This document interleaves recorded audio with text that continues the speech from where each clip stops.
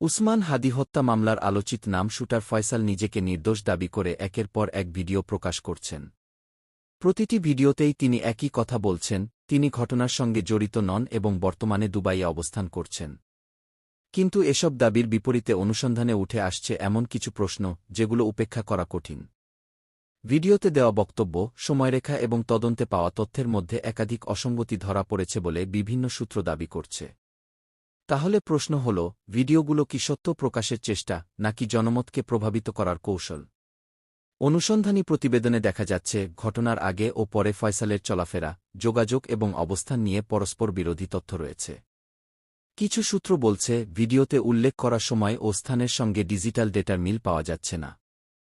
আবার অতীতে তার বিরুদ্ধে ওঠা বিতর্কিত অভিযোগগুলো নতুন করে আলোচনায় এসেছে, যা তার নির্দোষ দাবিকে আরও প্রশ্নবিদ্ধ করছে। যদিও এসব তথ্য এখনও আনুষ্ঠানিকভাবে নিশ্চিত নয়, তবুও তদন্তকারীরা সেগুলো গুরুত্ব দিয়ে দেখছেন বলে জানা যাচ্ছে। সবচেয়ে বড় প্রশ্ন, যদি তিনি সত্যিই নির্দোষ হন, তাহলে তদন্তে সহযোগিতার বদলে ভিডিও বার্তার পথ কেন?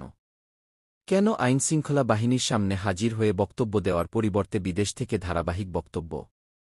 বিশ্লেষকদের মতে এই আচরণ স্বাভাবিক সন্দেহের জন্ম দেয়। তবে একই সঙ্গে তারা সতর্ক করে বলছেন, চূড়ান্ত সিদ্ধান্তের আগে প্রমাণই শেষ কথা।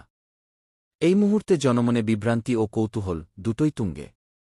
ভিডিও দাবির আড়ালে সত্য লুকিয়ে আছে নাকি সত্যই ভিডিওতে, তা নির্ধারণ করবে স্বচ্ছ ও নিরপেক্ষ তদন্ত।